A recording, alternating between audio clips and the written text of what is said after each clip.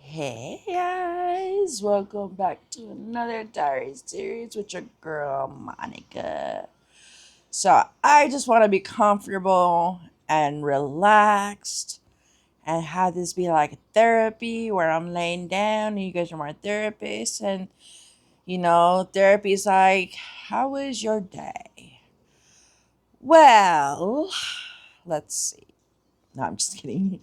Anyways, today was a very busy day.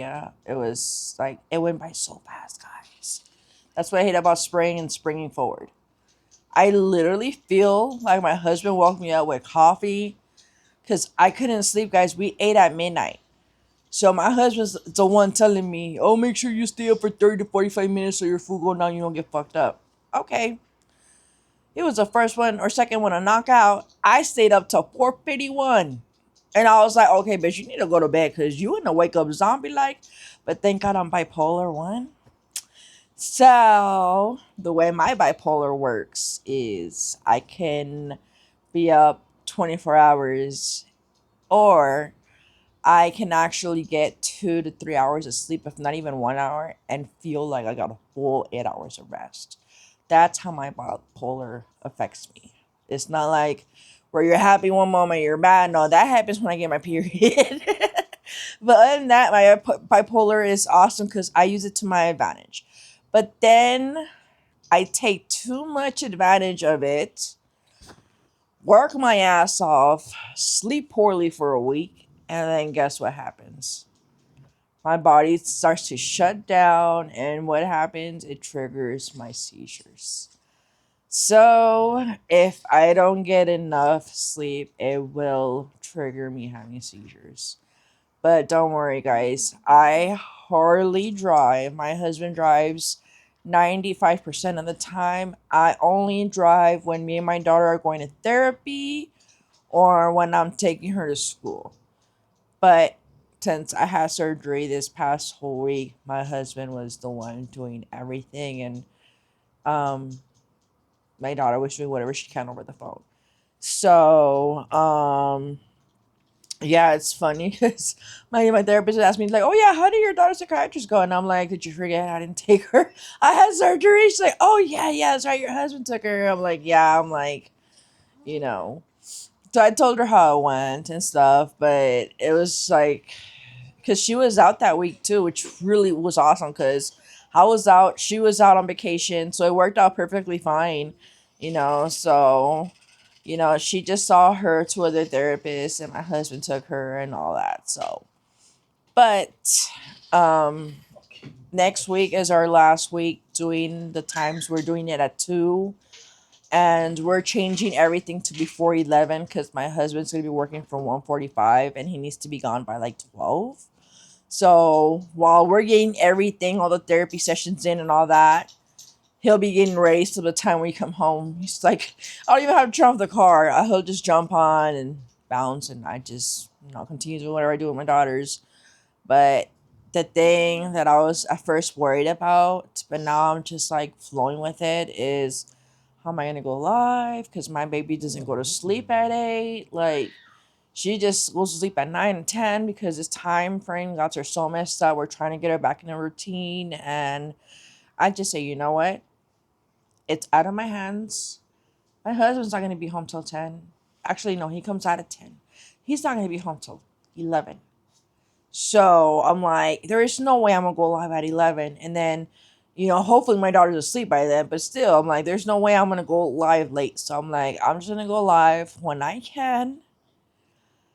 And when she starts bugging to breastfeed that she wants to go to sleep, I guess that's the time I have to say goodbye.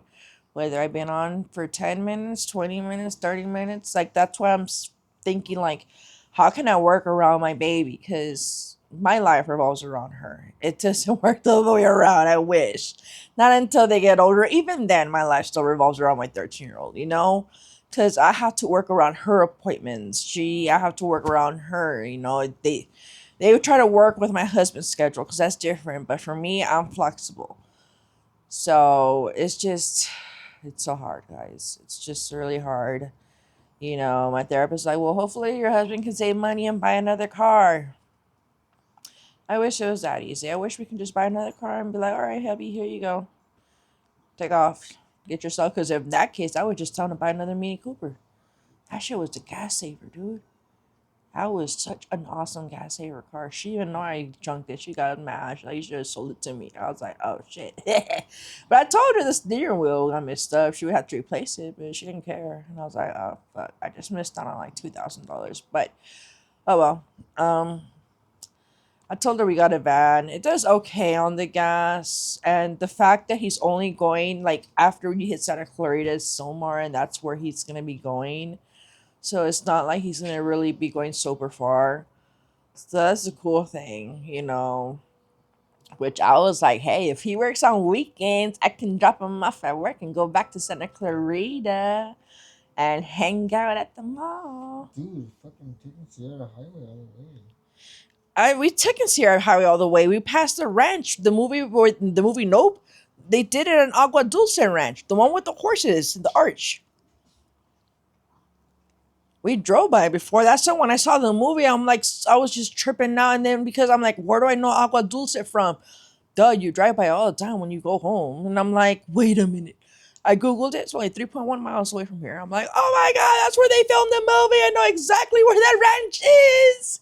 I was like, you know what? We should buy a freaking ranch because what if they come to us and be like, we want to film a movie? They will pay. They already did that to us when we were younger. Check that out, guys. When we were younger, they filmed a movie in our house in LA on 23rd Street. And my brother, he trains pigeons. Up to this day, he still trains pigeons. He goes to shows to Las Vegas, out here to Edward Air Force Base. Like, they go to different people's houses and do shows, and he won awards and trophies. So these movie producers came to him and told him, we want to film a movie using your house. We want to take all your furniture out, put it in a nice storage, rearrange, put our own furniture in, and we want you to train the actor how to use the birds so we can make a scene of the actor, you know, releasing the birds, and then the birds will come back, of course. So, of course, I was a baby. I don't remember none of this. But according to him, he showed me the movie, and I was like, oh my God, that's our backyard. That's our chicken coop. I was like, oh my God. And I'm like, where the fuck were we when they were doing all this? Like, they put us in a 5-star Hilton hotel. And I was like, huh. He's like, and you had your own private little playpen. And I'm like, really? And I'm like, damn, this sucks. I can't remember shit. I'm like, I was really a baby. Because if I was in a playpen, I was still under a year. So, but that was awesome. I got to see that. And then they were filming Transformers around the corner because they came and passed the paper and we can lock up our dogs. And we had a Saint Bernard and she was an outside dog. So I went behind my sister's back because it was her dog. I told him, look, dude, she's an outside dog. There is no way you expect me to put this 200-pound Saint Bernard and keep it inside my house. You is tripping. And they're like, okay, they left. They came back with a check of $250. Like, will this convince you? And I looked at it and I looked at them. I'm like, really? They're like, that's all we can offer. Seriously. And I'm like, all right, y'all got a deal. I'm like, sorry, like, yeah. Yeah, I'm like, we got a deal. I'm so sorry, that's what you're coming in here. I know. So I put her inside and I kept her in my room. My sister was just like wondering why she was. And I'm like, oh, I want to bond with her. But as soon as they let me know I can let her out, because they actually wanted all of us to lock our dogs up because they were going to film the scene where Bumblebee busts out the garage. And that was on 24th Street. So we lived on 23rd. So it was just right up the street. So that's why they even made my aunts put all her 4 dogs in the house, which they're not all inside dogs either. They're outside dogs. And they had fleas. So that's how her house got full of fleas. But yeah, and the cool thing is they would let us eat from their expensive bougie ass buffet. They would come and invite everybody in the neighborhood, especially because it was just full of kids.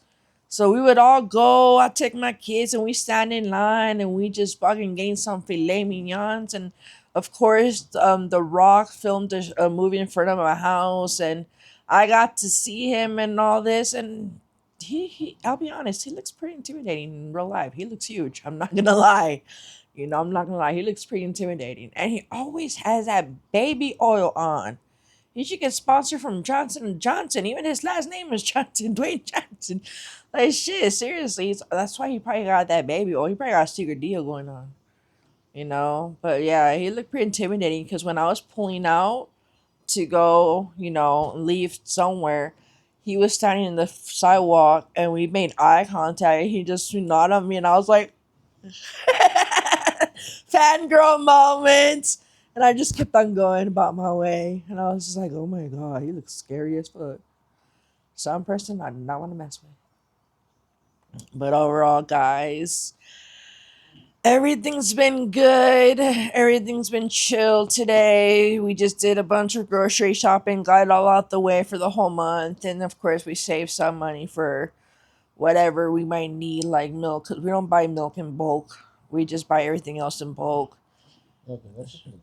Oh yeah, milk expires, but we do milkshakes every day for my baby.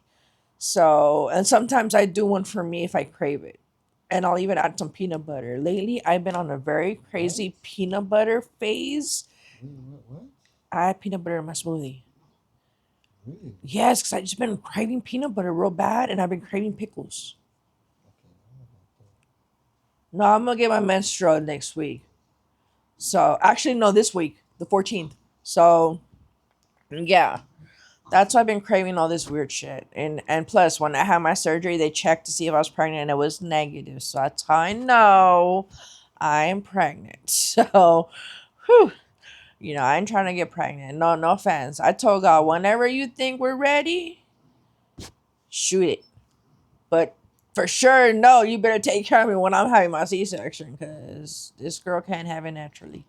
Not with my spinal cord stimulator. So yeah, I can't push the baby out naturally. It has to be C-section. So that's why it's something, if me and my husband really are serious about having a baby, we really have to sit down and talk about it and go see a doctor and an anesthesiologist and see what is possible, what is not possible. But we're so happy with our one baby, and he has 4 other stepkids, and we have so many plans of traveling, opening businesses, and I really don't think having another baby right now would be the most smartest thing ever, because it would just slow us down. It wouldn't stop us for shit, but it would just slow things down. I'd rather have everything established, got all the traveling out of our systems, went to all our places that we have on our bucket list, got all the businesses up and running, and some. It never hurts to have extra businesses running. And once we're well established, then, I'm just turning 40. My mom had me when she was 43. There's another lady gave birth and she's 48. So, like, in my family, women can have kids up to their 50s. That's why my mom thought I was her menopause, and nope, here I come. Here I come. No, I'm playing. But anyways, so yeah. I'm sorry this vlog, this very serious one, a little lengthy, but today was a very good day. I am very, very happy. I'm gonna pick up my kids this weekend, so that's gonna be fun. And yeah, I'm gonna have to figure out how to work my live streams around them too, because my daughter Victoria gets very angry when I go on live streams because she just wants to hang out and be nosy. And if she's trying to belittle me or act funny, and aka stupid, and I put her on check, she gets pissy about it. She has my attitude. But anyways, guys, it's time for me to go live. I love you guys, and I'll see you in my next diary series. Mwah, bye.